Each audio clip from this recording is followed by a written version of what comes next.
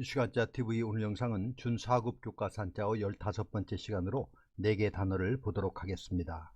검사라는 단어를 보겠습니다. 검사는 검사할 검, 일사로 형사사건의 원고로 법률의 적용을 청구하고 형벌의 집행을 감독하는 자입니다.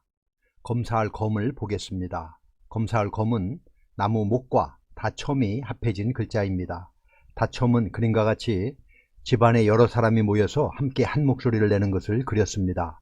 그래서 다, 모두라는 뜻이 되었고 여럿이라는 뜻도 가지고 있습니다. 종이가 발명되기 이전에는 대나무나 나무를 잘라서 만든 재료에 글을 썼는데 대나무는 죽간, 나무는 목독이라고 했는데 이를 합해서 간독이라고 했습니다.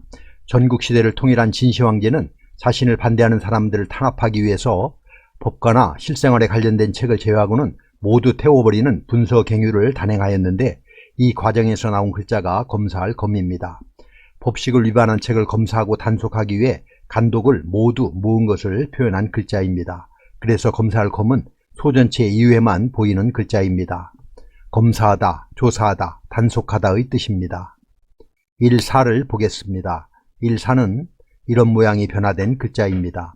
아래의 새스랑 모양은 손을 그린 것이고요. 손가락 5개를 3개로 표현했습니다. 그 손이 필기도구를 잡고 있는 형상으로 어떤 일을 기록하고 있는 모습을 그린 글자입니다. 그래서 일을 하다 라는 뜻이고 주로 국가나 기관에서 일을 하는 것을 뜻하여서 섬기다 또는 그 반대로 부리다, 일을 시키다 라는 뜻도 가지고 있는 글자입니다. 원래 일사와 역사사, 관리리, 불일사는 모두 하나의 글자였습니다. 손에 무언가를 쥐고 일하는 모습에서 출발했죠. 각본문을 보면 모두가 같습니다. 근문에서 둘로 나뉘는데 이때까지만 해도 불일사와 관리리, 일사는 같은 모양이고 역사사만 다르게 변했습니다. 소전에 가서 거의 현재 모양의 글자로 변화되는 것을 볼 수가 있습니다. 관리에게 역사를 기록하는 일을 시키다로 의미가 분화되었습니다. 그래서 검사는 검사할 검, 일사로 형사사건의 원고로 법률의 적용을 청구하고 형벌의 집행을 감독하는 자입니다. 공황이라는 단어를 보겠습니다. 공황은 두려울 공, 절박할 황으로 자본주의 경제에서 과잉 생산으로 시장의 수요 공급이 급격하게 붕괴되어 나타나는 경제 침체 현상을 말합니다. 두려울 공을 보겠습니다. 두려울 공은 구들공과 마음심이 합해진 글자입니다. 구들공은 두 손으로 돌 절구공이를 들고 일하는 모습입니다. 절구공이로 땅을 내리쳐서 땅을 다져서 굳게 한다는 의미입니다. 두려울 공은 마음심이 더하여져서 절구공이로 땅을 내리치듯이 심장을 내리친다는 의미로 두렵다, 무서워하다, 위협하다 등의 뜻입니다.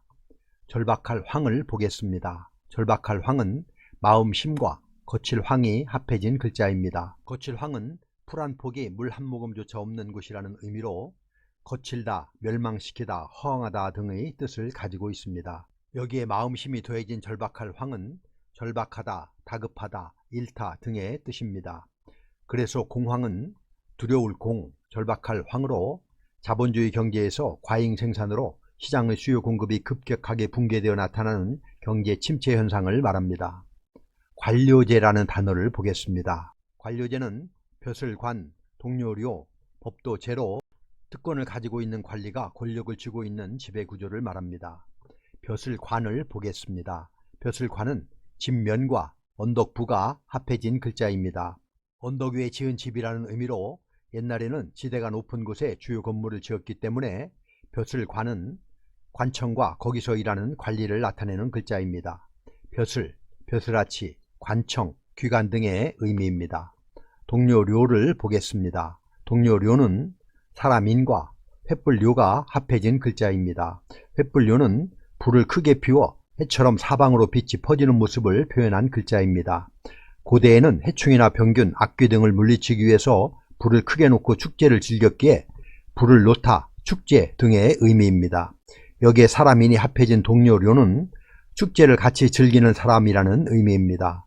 동료라는 뜻과 관료, 강요에서와 같이 관리, 벼슬아치라는 뜻도 있습니다.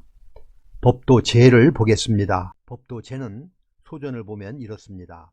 안일미와 칼도가 함께 있습니다. 안일미는 나무 목에 획을 하나 그은 것으로 본래 가지가 풍성한 나무인데 칼, 도가 결합해져서 나무의 가지를 다듬는다는 뜻입니다.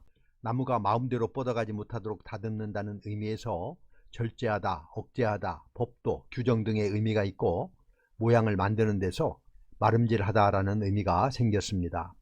그래서 관료제는 벼슬, 관, 동료료, 법도, 제로, 특권을 가지고 있는 관리가 권력을 쥐고 있는 지배 구조를 말합니다. 구속영장이라는 단어를 보겠습니다. 구속영장은 묶을구, 묶을속, 명령령, 문서장으로 피의자나 피고인을 일정한 장소에 잡아갈 수 있는 명령을 적은 문서를 말합니다. 묶을구를 보겠습니다. 묶을구는 손수와 긁기 귀가 합해진 글자입니다. 긁기 귀는 감싸다는 의미의 쌀포와 입구가 합해진 것인데 쌀포는 짐승을 잡는 올가미를 표현하였고 음식을 뜻하는 입구를 추가하여 올가미, 갈고리, 굽다 등의 뜻인데 올가미가 움직이지 못하게 올가매고 꼼짝 못하게 하는 것이기 때문에 글에 비유하여 단락, 구절, 마디 등의 뜻도 가지게 되었습니다. 묶을구는 여기에 손수를 더하여 올가미로 잡는다는 뜻을 강조하였습니다. 잡다, 체포하다, 굽히다, 묶다 등의 뜻입니다. 묶을속을 보겠습니다. 묶을속의 각골문과 소전의 모습입니다.